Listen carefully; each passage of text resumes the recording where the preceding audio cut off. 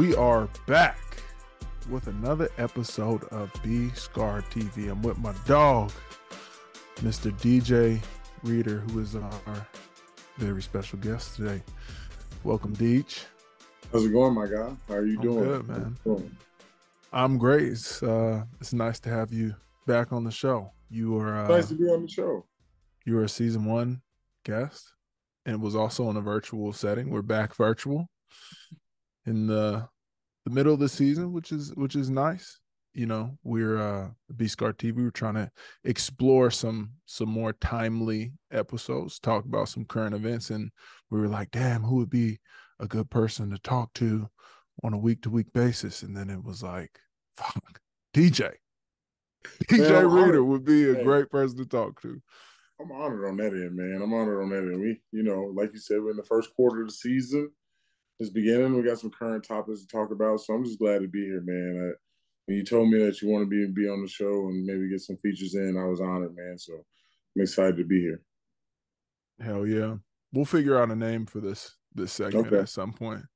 We'll collaborate on that. It'll come up.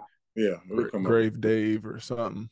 So let's Beej and Deej. Ooh. Beej might be rough. Play. I don't know. Might be rough on you though. Yeah, that's tough. Where's the Beej coming from? Why is it Beej? Hey, Caroline's over here dropping stuff in the Zoom chat. Beej and Deej.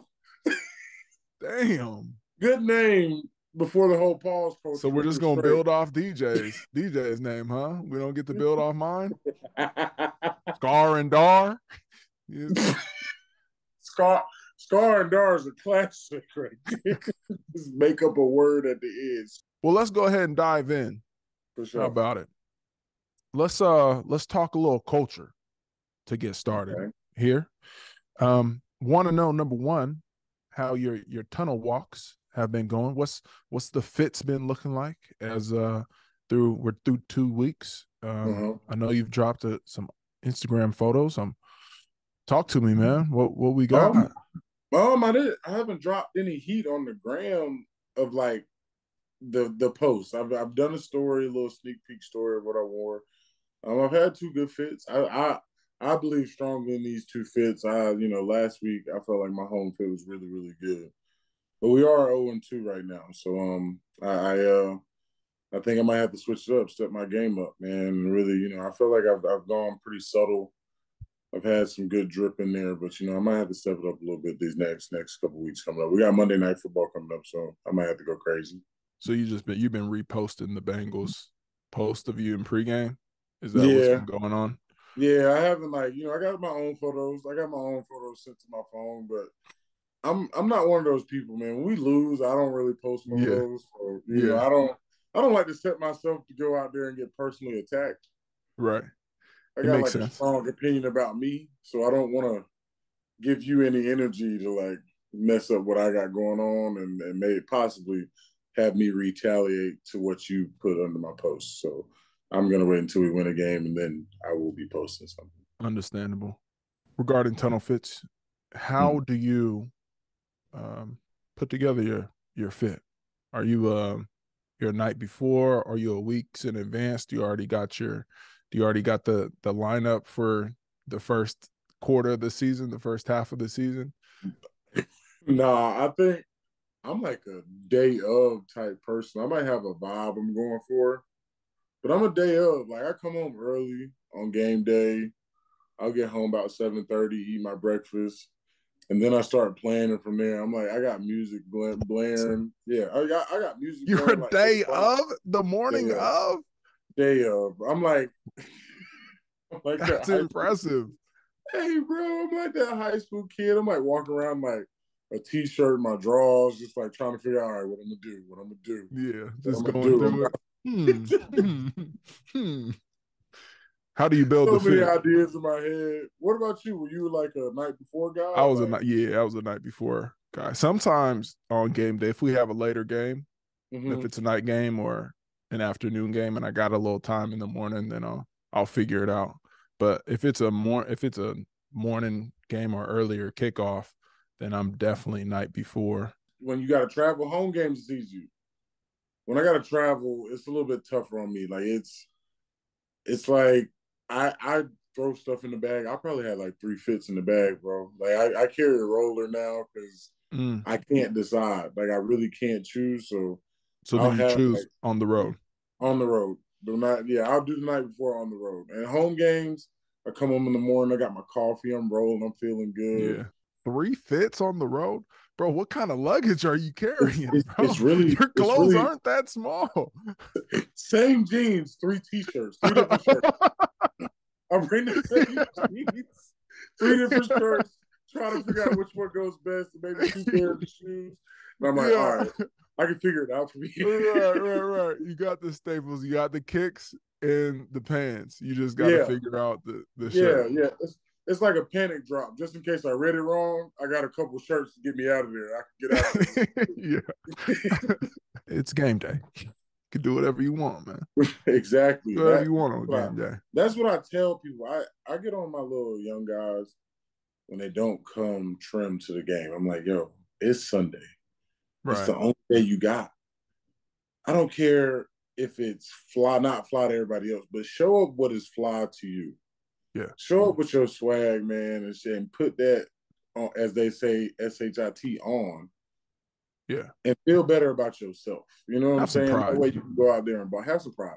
Please have some pride on Sundays or whatever day game day is. Please show up with some pride and do your thing. And feel confident when you walk in that tunnel, please. There are those dudes that'll just come straight, just sweatsuit, just team issues sweatsuit.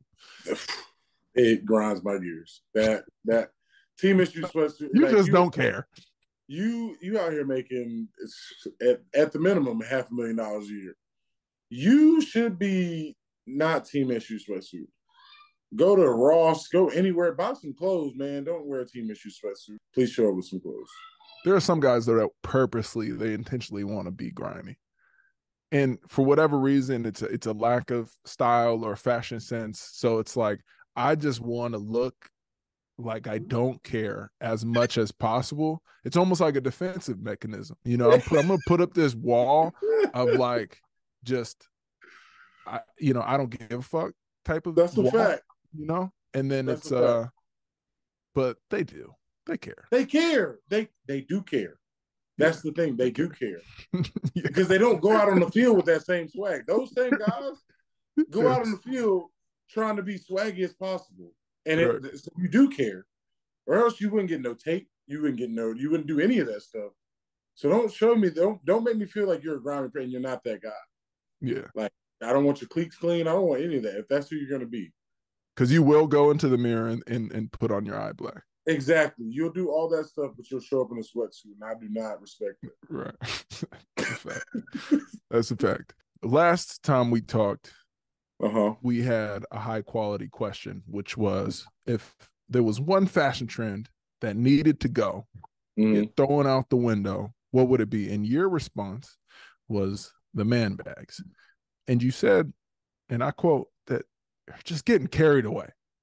So guys were just getting carried away. The bags are getting bigger. They were, they're being held in all these different type of ways. But the man bag is coming stronger than ever. It is stronger than ever. It's been far from thrown out the window. It's actually in the driver's seat. It is in the driver's seat. I might be an offender last week. Definitely, I wore a bag last week, man. What kind of bag did you wear, bro? I'll just have to send you the photo, bro. It was a book bagger for them. To my defense, this was a book bag at first. It used to have 2 straps on. Bag? It was a book bag. It was what do you mean a book bag? A backpack? It used to be a backpack. Yes, it had 2 straps on. Okay, all right. But I took the straps off, and now it's just got the handle. Why'd you take the straps off? Because the straps it goes around one loop.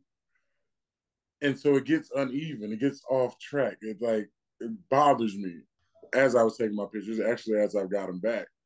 I thought about what I said. And when you get the pictures, you be the judge, and we'll let the people be the judge. But I look like those guys. Hey, man. I am now crossed over into the man bag. I don't know But mine still was a book bag though, so I should be safe. I just want to make sure here and just clarify that you're shooting us straight. That the reason that you took off the big strap Correct. that made it a backpack, it was strictly for functionality. This is what Correct. you're saying. And there was no aesthetic intentions of just wanting to hold it with your hand and not on your backpack. There was not on your back. No, that was not the intentions. I'm not. I would much rather. You're in a safe space now. You could tell the truth. That was it. I would much rather wear a book bag, but I'm not gonna stop calling it a book bag, man. It's a backpack. Backpack. I will much rather wear a backpack, but I will not say that I did not wear a man bag. I did. Well, that's what the category falls. But am I as bad as the guys who are now wearing Birkins? And are there Birkins out there in the tunnels? Are they? Have you not seen it? I don't know. Have you not seen it? I'm not certain if I've seen the Birkins. Did you see Saquon week one? Was that a Birkin? I thought I saw a big bag. I thought Birkins were smaller. Big Birkin. That's a huge bag. I don't even know what Mary Poppins. First of all, I don't know how big that bag was. So huge. The guys are in the Birkins now. When you say Saquon dug in his bag, he dug in his bag. A big bag. That bag was endless. He had everything in that bag. That week one bag was endless bag. I don't know how much he got in his bag. He's not a small guy, man. The bag was like taking up most of his body. Yeah, that's a fact. Yeah, man. But I haven't made it that far in my bag swag. I don't know if I'll get there. But I did carry my iPad in there. I see why people do it. It's functional. I got my iPad, my little notebook, some things. Yeah. The Caroline just put something good in the chat. The little tote bags don't count. Like I don't count duffels, those type of things. Like those like I do like tote bags. That is actually my bag of choice when it comes to style. Like I don't count those like tote bags, duffels. Like we'll see. We'll have to, I think it's like a judgment call though. Like you look at some bags, you're like, oh, I don't know. Is that? What do you think about the DOP kit? The like travel bathroom kit. Yeah, I think the toiletry kits are a good thing. I think every male should have one. You know, I don't really. But these are like they've been like style pieces though. You know, they're not like I would be hard pressed to say they got toothbrushes and and combs in these toiletry bags going down the tunnel. Tyrod Taylor. He's got the Go Yard toiletry. Like that's probably something I would do because I can't afford the bigger Go Yard bag. So it's what's the most affordable item on this shop? And I'm gonna get this, and it's the smallest one, and I'm gonna rock it on my arrival fit because I want to have a piece of Go Yard in my hand. First of all, can't afford's a crazy statement coming from. Hey, that's real. I'm unemployed. I don't want to spend it on it. I get. But can't afford to. That's a hell of a statement. But I like that. I like that look. I'm big on like the toiletry bag. You can carry it on your little finger and think, oh, we got another one in the chat. What we got this time? The box. I don't hate that. I don't hate that. For me, that's a little too small though, for me. That's yeah. I don't You're not, not a fan. I don't know. That's like I'm not a fan of that one necessarily. I would put that in the purse category. It's too small to have a handle for a male. What do you call those again? Those are like not the duffel. It's not is closer, warmer. Trunk? A trunk, a briefcase. Something like the structured like box. I want a bigger one. I think that's like if that is larger. Yes, that is like Wall Street in the 1980s. What guys were carrying around. Like I like that. I think that's swaggy. I think homie went with this one. I think is a valiant effort. I like the fit though. He went crazy. I'm a big fan of the SB Jordan 4s. I like those. Those are fly. They did a good job with those. Moving on. We have Drake's album dropping soon. Mm-hmm. He had put out a date, September 22nd, which would have put us this Friday, but from the sounds of things, he's pushed that back. He dropped a single with Yeah. SZA, which was fire.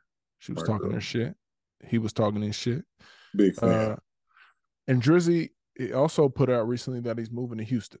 Back to our old stomping grounds, Deej. Yeah, man. Back to where we used to run around a little bit. A little Just bit a of little running. bit. And just man, love that place. Houston is an incredible place. It's the best. Incredible. Just great energy, positive energy, good food, good people. Nightlife's fun as hell. I got Nice no place. complaints besides the heat. The heat, I mean, the heat is a little much, but everybody's hot, so I can't trip. Where would you tell him to go? Where should Ooh, Drizzy stop? I mean, you got the normal places. Like I always you got to go Grace's. You got to hit Grace's for brunch. Obviously, he knows where Seaside and all those places are. Steak 48. Yeah, outside when I hit camp. That's a hot spot one day. But I'm a big barbecue guy, so I'll go over to my guy Grant's at Pinkerton's, get me some barbecue. What about Killings? Killings, I like Killings. Killings more of it's the deep rub on the spice with Killings, and I used to not be a spicy guy. I probably enjoyed a little bit more over these last couple of years. I've ventured in spice heavy. Made it really? dive. Yeah, I'm a spicy guy now. No. Wow. Pause. Yeah, pause that. Not a spicy guy, You're a but spicy guy, aren't you? Into the spice market. With your man bag. Oh man, that's gonna make a loop right there. That's crazy. I ventured into the spice, so Killings is up on my list more. But Steak 48, obviously got to hit 48. Also Mastro's, hang out at the Post Oak. Those are all good spots, man. All the good spots. Yeah. There's a lot of spots popping up lately. I went back for training this off season. There's a lot of good spots coming up. There's the Benny Chow place, kind of like a Mr. Chow. It's really good. El Tiempo. Caroline's big fan of El Tiempo. The margaritas. Yes. The best. Yeah. Good margaritas. And there's multiple locations, so you can't get it wrong. You can go to a billion of them. Yeah, but you got to go to the one over by Washington Street. On Washington Street, yeah. So you can just get right into action. Yeah, you just got to get into action. Yeah, you just get right into it. I love it there. So we've covered our culture segment. Let's dive into some college football. Okay. First of all, the Stanford Cardinal. Yeah. And the California Bears, the University of California at Berkeley Bears, have joined the ACC. And the question is, how long before either one of them get an ACC championship? Man, is Cal better than they were? I've always been. What do you mean better than they were? What are you talking about? I've always been big on Stanford. That's a good program. Stanford is a well-ran, oiled machine. It will get back to the top. They will find a way back to the top. Cal, how's their record this year? How are they looking as a team? I haven't watched them the last couple of years, so I don't necessarily know much about Cal. Yeah, I got to be honest, man. Me neither. I haven't watched the game. It's been a while. I'm a bandwagon alumni. I go back and forth depending on who's better, man. Depending on who is having a better season. I support both always, but I'll be, historically I'm a loud Stanford Cardinal guy. But last year Cal was balling, and so I was rooting for Cal last year. I liked Cal. Oh man! I think both programs. Stanford's definitely in a rebuild right now. Yeah, now. Yeah. Troy Taylor got him over from Sac State. Heard great things about him. Has a good offense. He likes to put points on the board. Week 1 was promising. We played Hawaii. put a bunch of points on the board. We definitely scored over 30. Maybe it was like 37, something like that. We were dropping buckets. And then we got fucking stomped on against SC in week 2. And then last week we actually lost to Sac State. So Coach Taylor came from Sac State and we just took a L. So, it's a rebuilding. It's a rebuilding phase. I'm confident the boys will get back on the high horse, but it's gonna take some time. Y'all lost to Sac State, bro. Sacramento State, yeah. Yeah. Uh-huh. How's Clemson doing? Y'all ain't doing so hot over there. We're not losing to Sac State.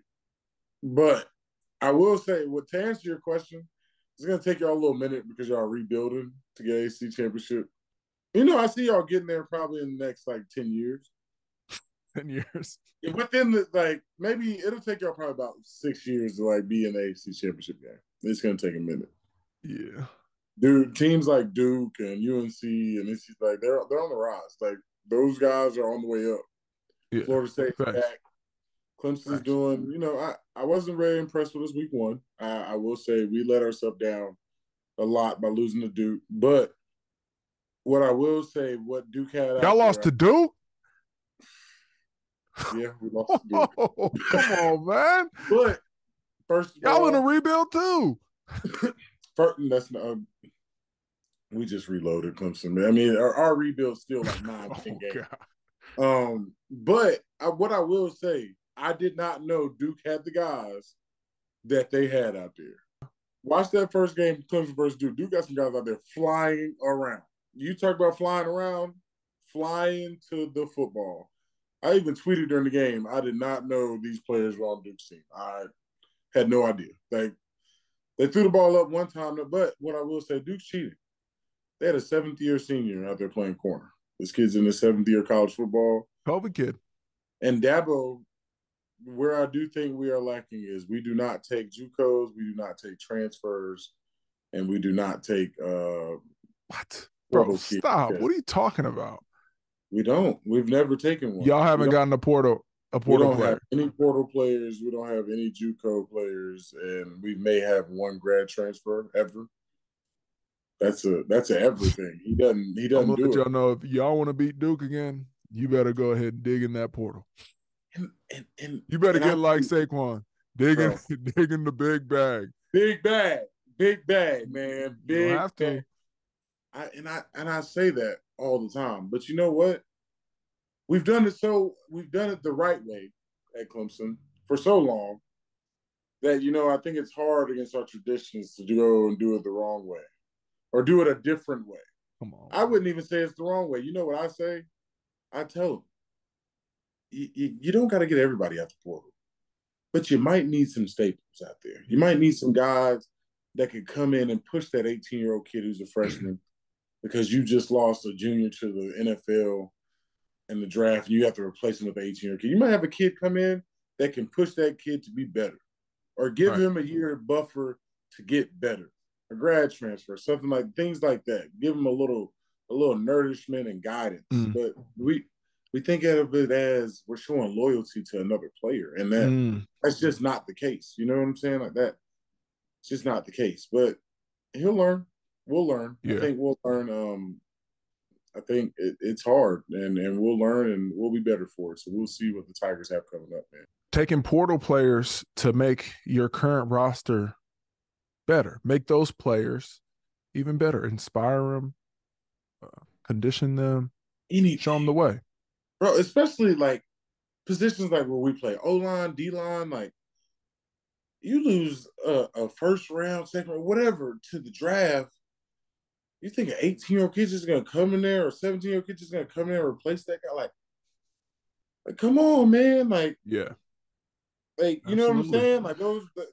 That's where I think these college coaches have to recognize there's guys out there and that guy's been lifted. He's been in a program. He understands the strength part, and maybe he can help your program out. And that's just what it is. It's free agency now, man. You got to hopefully get some kids. Well, it seems like the rest of college football other than Yeah. Dabo Swinney, understands what the hell is going That on exact with this logic, transfer portal. Yeah, it is free agency. And I think what it seems to be happening, and I think this is a trend that will continue, is there's a lot more parity in college football than there was in the past. We got Alabama neck and neck with South Florida. You got them who they lose to Texas, which I mean a couple of years ago that would be, you'd be crazy to say that Texas is going to beat Alabama, but times have changed and Alabama's not the only program paying the players. Yeah, Other programs are able to cash checks out to these kids, and number two, everybody is able to move around and jump from program to program for the best opportunity. And before, Alabama for the best players always seemed like the best opportunity. And now being able to, jump from program to program without any consequences, it's not necessarily the case. Now, what I will say is my dog Nick will never fall far behind because he'll go get him some dogs. Rain, sleet, or snow, he gonna go get him some dogs. He gonna figure it out. He's gonna find him. He's gonna find him every time. Yeah. And Dabo, I'm speaking to you, man. I love you. Please, just hear me out. Just go see what the guys are about. Maybe they can help. Maybe they don't. When people started creating cell phones, and there were some people who were resistant, and now everybody has a cell phone. So we might need to get a cell phone. At least take a home visit. Yeah. Dabo. Go to a home visit. Go eat some pasta. See what that guy's about. Go eat mom's meatloaf. And I look at the demographic of our team out there, and it looks different. It definitely looks different. So I'm interested to see what Clemson's got going on these next couple of years. The demographic is different. Yes. It's not meatloaf that the moms is cooking. It's casseroles. It's more casseroles over there than his meatloafs or fried chicken or anything like that right now. But we'll see where it goes. More casseroles than fried chicken. A whole lot of gelatin bowls and casseroles at these parties, for what I'm seeing. You got an issue. If you got too many mamas cooking casseroles, you got an issue, Dabo. So, I'm just like, man, all right. We got Deion Sanders at Colorado doing the damn thing. Doing his thing, man. Doing the damn thing. I've been so impressed. Honestly, since the Jackson State deal, and I really only got caught privy to what he was doing at Jackson State last year. I went to the Orange Blossom Classic and I spoke at the pre-game dinner the night before when the FAMU, Florida Atlantic, and Jackson State, it's like this big rivalry game in HBCUs. And so the night before they had like a pregame dinner. It was like a bowl game. And I got to speak to the kids or to the student athletes. And then I also got to hear Deion speak, Coach Prime. And it was the first time I'd heard Coach Prime up close in this coaching position that he was in, and then understood how good Jackson State was and what he was doing. And then I think he ended up leading them to an undefeated season. They were balling. And then now to see what he's doing with Colorado and the way that he's leading the players on his team, the confidence that he's exuding. And I think he's just saying and doing all the right things. And I think he's brought this rejuvenation, just an energy to college football that I don't think I've seen before. It's just it feels different. The energy that he's got cooking over there feels different. No, man, it's amazing what he's doing, man, with the guy. And like you said, he's been doing it for a while. He's worked his way up from the right way. He's coaching high school. He's been coaching his kids the whole time. Coaching high school, different high school kids, getting his kids up there, taking his kids to Jackson State. And not just his biological children, taking his kids, to the kids who he believes in, who he feels about, and even taking those kids from Jackson State and taking them to Colorado with him and still doing. And honestly, when you're parents sending your kids to school, exactly what he said he was going to do, pushing your kid to be better, and win games and truly be in those kids' corner. I think that a lot of kids want to play for Coach Prime, and I've never had a chance to like you said, hear him talk in person. Yeah. And I bet you that was an amazing experience. But from what I see, man, he's just authentic. He's genuine. Like you said, he's bringing that energy around that we haven't seen ever from like a person of our culture. We saw it a little bit with SC back in the day with Pete Carroll. Mm-hmm. He Yeah, had all that's the right. guys around, you know what I'm saying? But from a guy who's in our culture, who looks like us, who most of the guys who play that sport are going to look like him and be out there with him and have the people he's got coming through, the people that support him. It just shows his genuineness, and I think that rubs off on the kid, and you get to see like, hey, they serious too, man. They out there, they doing the things. They're out there spinning it. Yeah. The Travis Hunter kid's amazing. You got transfers. The transfers that they got from UCF, and those kids are balling. You got, and there's other sons on the other side of the field going crazy. So it's amazing to see, man. And it's disrespectful as hell. They really only had them winning 3.5 games this offseason. Yeah. I already thought they were going to win 3.5. It's so hard to know what they were going to do. They had a turnover of 50 players. Yeah. It was 50 guys. And Coach Prime in his first meeting was basically like telling dudes, hey, if you have any doubts about being here, you should leave right now. Either you think you want to be here, or you probably don't want to be here, so you should leave. And I guess some guys stayed, but 50 of them left and 50 more came in. So how, as like, the line on in Vegas, like how many games Colorado gonna win? I have no idea how you even no guess. idea. Yeah, I get that. But you know what's crazy about that speech? I listened to that speech, and what I said to myself is like, being a young guy, he said it on 60 Minutes, and I really like, the competitor in me kind of agree with, like, you let that speech deter you from being away. You're right. Yeah. Probably the guy that I don't want on my team anyway. Like, you let me come in there and say those words and didn't say, hell no, coach, I ain't going for that shit. Like, you don't have to kick me off the team. Like, first of all, this is my college. You're coming now. So this is my school. I'm not going to let you just kick me off the team without putting my best foot forward on. This is a place that I chose to come to. So I couldn't be a player in that room and really feel like, oh, well, he was talking to me. I need to get out of here, this and the third. I've never looked at myself as inadequate to be able to play. So I agree with him on, was the speech harsh and direct? Yes, it was a little harsh and direct. No. But if you don't respond well, and that's one of the greats up there, like that's Deion. That's not Joe Schmo telling you, hey, bro, this is Deion. Like, and it's proven. Like, you got to give it a chance. You got to see that through. If you're a young kid, I don't know how you don't even see that through. You don't try. But you also got to think about immediately after that speech went public, you probably had, if you're one of the better players on that team, you probably had 10 plus elite Division I programs hitting you up like, yo, come here. Deion ain't gonna take care of you how we gonna take care of you. We got a little bread for you. We got your position locked in. We need you. It's a different world. That's a fact, but I don't know. They went 1-11. I don't know how many people were coming to call to be like, "Hey, bro, we got spots for you." Yeah, right. There was maybe a couple out of that. Yeah, there was like a couple guys who got calls. Those guys probably stayed. Those probably ones that stayed. They probably like, I'll be all right. Yeah, right. Yeah. No, that's a fact. That's a fact. Fair. In the Colorado State game, there was the hit that ended up putting Travis Hunter out of the game, which I hope he recovers well. I think it was a liver thing or something that put him out for a few weeks. I hope he makes a full recovery.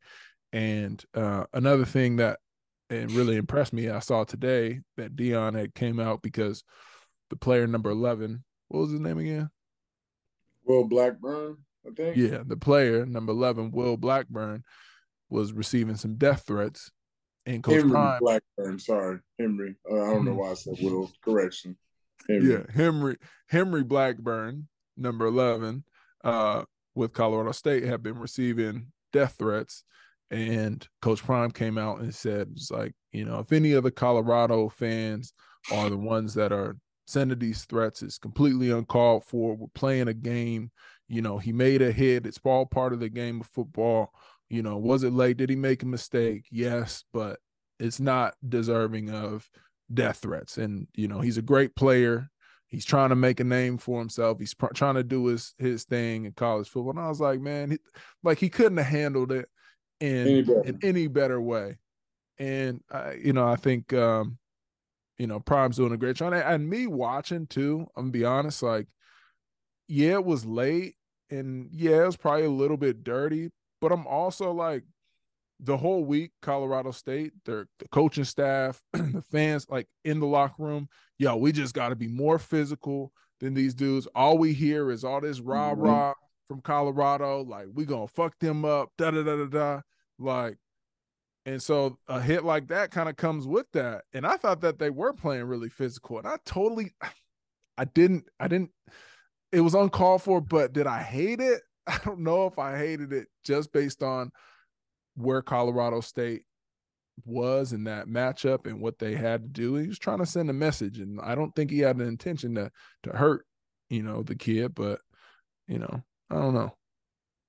I mean, like you said, I don't hate it. I don't, and I'm appreciative of even the way Travis handled it. He said it was a part of the game, and the way Prime handled it. It's amazing. Those guys are top notch, first class for handling that way. But I don't, like you said, I don't hate it.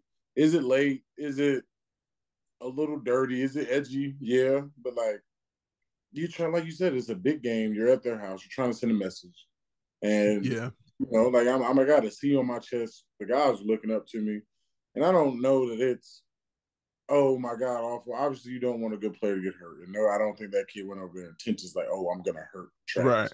Right. He went over intentions like, I'm gonna let the next be known. You're not just gonna throw no go balls on me. Like, yeah. Dude, I'm still gonna hit you. You know what I'm saying? Yeah, exactly. Honestly, for me, in that moment, I was props off to Shador for running down there and like protecting Travis. I like that. And if I was kid number 11, I probably would have headbutted Shador as well and been ejected from that game if he'd have bumped me in the face. But that kid, held off. Knew obviously it made a mistake, because if he was just out there headhunting, he probably would have did the same thing. And so it's just one of those things that happens in football, man. I think this world, like the internet era, is just so sensitive nowadays that you can't necessarily do anything without it being called, oh, you're a dirty player, you're this, that, and the third. What are you supposed to do? You're a young kid, like you said, trying to make a name for yourself. You've been hearing about this all week. They're the better team. We're chirping back and forth for warm-ups. You think I'm just supposed to turn those emotions off? Like, I'm supposed to, in the middle of the game, just turn those emotions off. Like, you know what I'm saying? I got these kids. I got Shador doing this to me in warm-ups. Like, I'm supposed to just turn all that off. Like, you know what I'm saying? Like, those kids, you're asking a lot of kids. Like, you're asking a lot of people. I got bad intentions pouring through my veins right now, coursing through my veins. It is all bad intentions on my mind right now. You're asking a lot of me to be like, nah, never mind. Like, that's just not how. Like, it's the ball, bro. It's ball. It's what we've been playing since we were kids. People crazy. Thanks. I did like Shador's headbutt, though. I felt like Shador's headbutt had a little bit more mustard than Blackburn's headbutt. Yeah, it had a little more mustard. Kind of got into his face mask a little bit. Definitely did. I enjoyed that. And he was down there. He was down there quick. It wasn't like it was one of those late reactions. Like, he down there in front. Like, he know what's going on. I enjoyed it. And that's great as a leader for him to be the quarterback who's, typically one of the softer players on the team. But he went down there and he was the first one. It wasn't an old lineman. It wasn't the running back. It wasn't the tight end. It was Shador. So I thought that was a good true leadership. Showing true leadership and really going, and then taking over from that point. Like, they had some plays made. At the end of the game when they needed, Shador went out there and did his thing. So absolutely. Hey man, it's good for development too. It's good for development. It's good for psyche. It's good for ball. I'm enjoying what I'm seeing right now. Yeah. Speaking of hits, my guy Kareem Jackson, our guy Kareem Jackson, been out there laying wood. Jack gonna do what Jack do, man. Yeah, Jack gonna do. Jack boy has been digging in his bag, and he's been fined a good amount over the past 2 weeks. But it's funny though. It's like, and I think I love the way that Kareem Jackson plays, and I think that you make a great point of like how are we supposed to turn it off? and we're talking about like split second decisions. The Mm-hmm. hit that he had this past game, was like if it was a split second earlier, it would have been okay. Or if it was like an inch maybe lower and more in his chest. But I don't know, man. It's when you have emotions and guys who just play the game physically, like you can go, a list of probably findable Kareem Jackson hits, but that's just the way he Right. plays, and that's why he's, year 13 or something.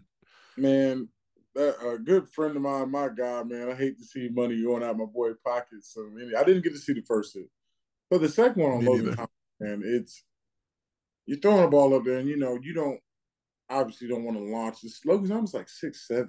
Jack's like 5'10". Like the striking distance are already different. And then Logan Thomas is jumping in the air for a ball. How else is Jack supposed to dislodge this ball out of Logan Thomas's hand? Mm-hmm.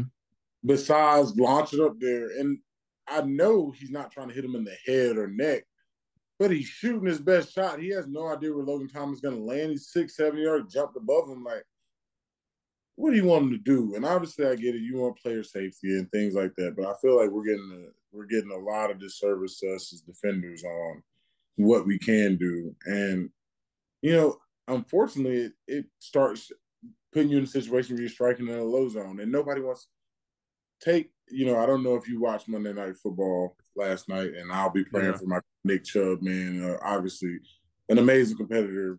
I love playing against him. He's a great guy from what I know about him, and I'm gonna have him in my prayers deeply. But then you get hits like that. You got guys Yeah. going there who are just gonna. They have no choice. That is where you put them. A guy's gonna come in, fly at your knee, and that's what it's gonna be. Yeah. And which one's better for player safety? Do you think that me letting you catch the ball and then taking your leg out is better, or me catching you in midair the way we're supposed to collide, the way we've been playing football our entire lives Yeah. up until this point, is a Right. better way to adjust? So I don't Right. know. I don't know that I have the answer, but I do know that defenders are going to adjust, and I don't know that everybody's going to like the result of defenders adjusting to that either. Yeah. Yeah. Because the last thing you want to see is injuries like the one that Nick Chubb Yeah. sustained. Yeah, prayers up to him, and also to Logan Thomas. I think he was concussed after that Was it hit. concussed? Yeah, I man. think The prayers so. up And K as well. Jack's, it's And like that's the thing. What if Jack goes in low right there and he flips Logan Thomas and he falls? And like that's the thing. You're almost yeah, damned if you do, damned if you don't in a yeah. lot of Pick your poison. situations. This And is that's tough. it's a violent game, and it is what it is, and you just uh, hope that guys come out healthy. Nobody is out there with ill intentions, but I do think like sometimes the hits that look the worst are actually, you know, they're not. They could definitely be worse if those hits were, happening below the waist, and 100%. If those hits are below the waist hits, a yeah, lot of those hits turn way bad. right, With that right. same amount of force and like that's the thing. That's where it's Yeah. you know. Interesting with Monday Night Football because the last 2 weeks there have been pretty gruesome injuries. On Monday Night Football, you had Nick Chubb's, but then you had Aaron Rodgers, obviously, and coming Yeah. out of the Aaron Rodgers game, everybody was like, we got to get rid of the turf. And MetLife Stadium has artificial turf, and personally, I do think that MetLife's turf is terrible. But I sprained my MCL on that turf. But then a week later, you have Nick Chubb's injury, but that happened in Heinz Field, which is grass. So it's like it was a lot of players coming out of the week one was like, hey, no more turf. We only want grass. And then week two, it was, happened on a grass field. So, again, I think it's one of those double-edged sword things. And I think You also have some players like Quentin Williams, like, fuck it, I'll play on concrete. You I know? think honestly, I think most guys feel the way. Like if we gotta play, we gotta play. You know what I'm saying? Yeah. But I've Yeah. also been hurt at MetLife, MCL as well, MetLife, similar kind of thing. But I would like to see the interesting stat on. I wonder, was that Pitt West Virginia game played in Pittsburgh this weekend? Because I will say that they play a lot of games on that field for it to be grass. Pitt plays there on Saturdays before Pitt Right, plays there. right. So sometimes you'll have games there Saturday, Sunday back to back, or even Saturday, Monday. It's not a lot of time to get your field prep. Yeah. Field prep to be ready to play on. So I think but I don't want to say that was that field. I will say that a lot of times we go down there because we play them later on. We play them twice a year, but we'll go down there and that field is like you're like damn, like you can tell that college has played there. So there's just been more tread on it than usual. Just Right. This is our grass field. This is where we play on. This is blase blase. You know what I'm saying? But I still think that it was played in West Virginia, so grass was prime, and it's a violent game. That's going to happen. Yeah. So sometimes it's going to happen, but I would like to see if the numbers are still up on turf. I know I feel worse as a player after playing on turf than I do after playing on grass, and that's practice anything. And we play on turf.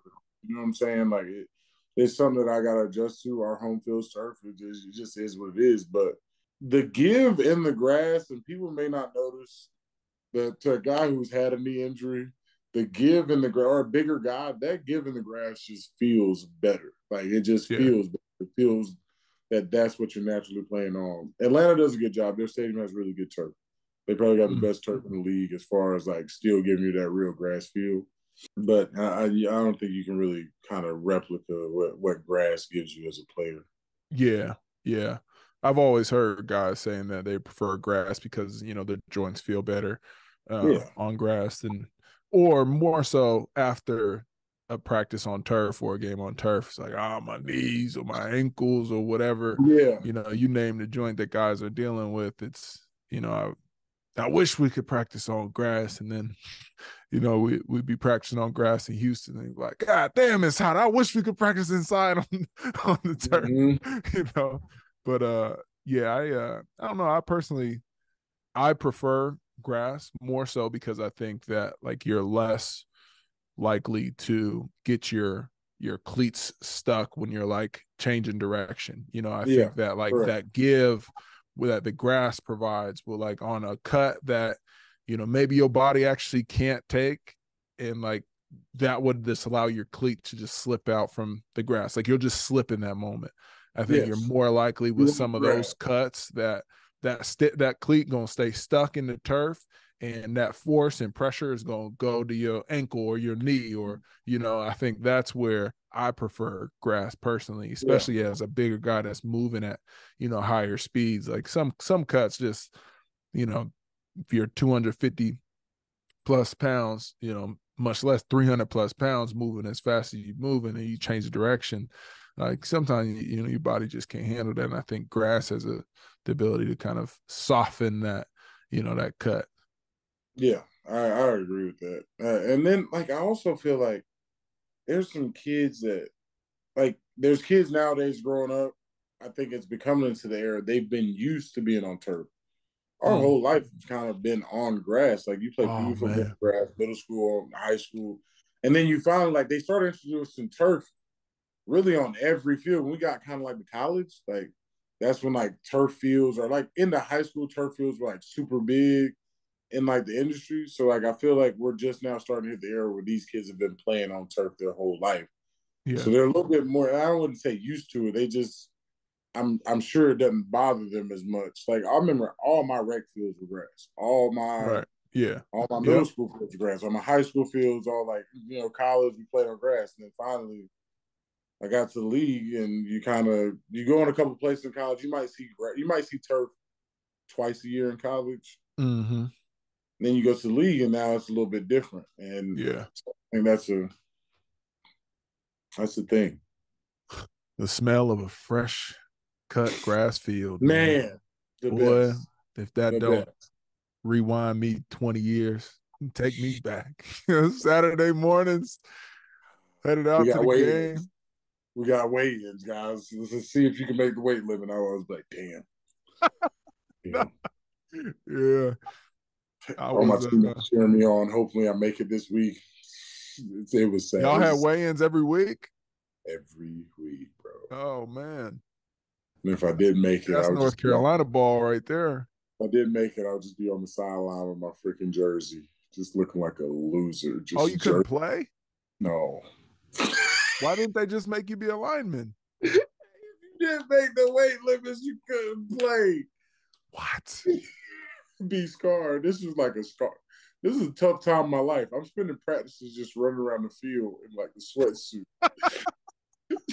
trying to make weight limits so I could just play. Wow. So you could play in the game. You had games where you came to the game overweight and they didn't let you play. Oh Plenty man. Oh Plenty of times. man. Multiple times. And it's like, Were the fat jokes bad? oh, Or bro, did you they got I wasn't like, and that's the thing, Scar. I'm not like you see my son. You see how he's built. I wasn't like a fat kid. Like I've always been kind of built like bro, like built like Rocky, just like a bigger kid, very stocky. And so I carried all my weight in my legs. Like I was just a big kid.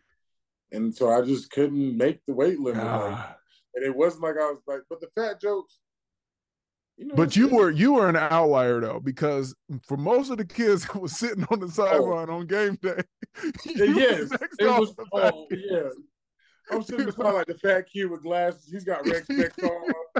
I'm like, damn, I'm over here. This is my company. This is who I'm with. He was probably happy he didn't have to play. You know, probably forcing him to play anyway. So he didn't make the weight limit. He's making sure I don't make it.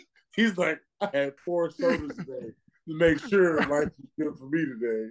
My dad been forcing me to play, and I'm not going out there. Yeah, right. Oh man, that's hilarious. Man, North Carolina youth ball. A lot of country fed folks out there, man. Can't get some stars came out of there, that Northeast program.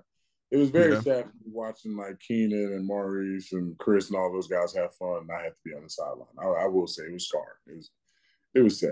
But our team was good, so I got to cheer for some a good team. At least it would have been worse if I was like on the sideline. We sucked. We was 5. We had the best player in the league. Best player in the league. Keenan. Been the best, bro. I've never seen he was different. Talk about a kid that's always been the best. Like it wasn't even like it's one of those like in the city of Greensboro when it comes to like football, it's not even like a question. Like he's not in that era when he was playing of like who's better. I don't think there's a guy in Greensboro to be like, oh, there's such and such was just nah. They ain't even gonna lie to you like that. Well, Deej, wish you the best of luck this upcoming week. Man, I appreciate it, man. Y'all gonna pull it out. I'm confident. I watched the game or watched the highlights of the game. You had some solid plays, man. I saw a special team touchdown by you guys, which I was happy to see that. The punt return for I got Charlie Jones, man, getting his first tub, man. I was excited when we drafted Charlie because my best friend growing up, his name is also Charlie Jones. So It's been cool kind of having Charlie in the locker room. We got another Charlie Jones over there. Yeah. But, you know, man, we got Monday Night Football coming up. I'm excited. Another opportunity to go out there and get a dub. And, man, we're going to pull through, man. We had to get some things on track. I think a lot of guys taking this time, looking themselves in the mirror, going to make the corrections, go out there and put on the show in front of a home crowd on Monday, man. So I'm excited. Who y'all got? We got the Rams. The Rams, they're playing good ball right now. Got some good pieces. They're looking good. So from what I've looked at on film, they look good. So I'm excited, man. Excited for the opportunity. I think we get it rolling this week. Hell yeah. I'm rooting for you, man. Oh, and my Tigers got FSU. You know, go Tigers, man.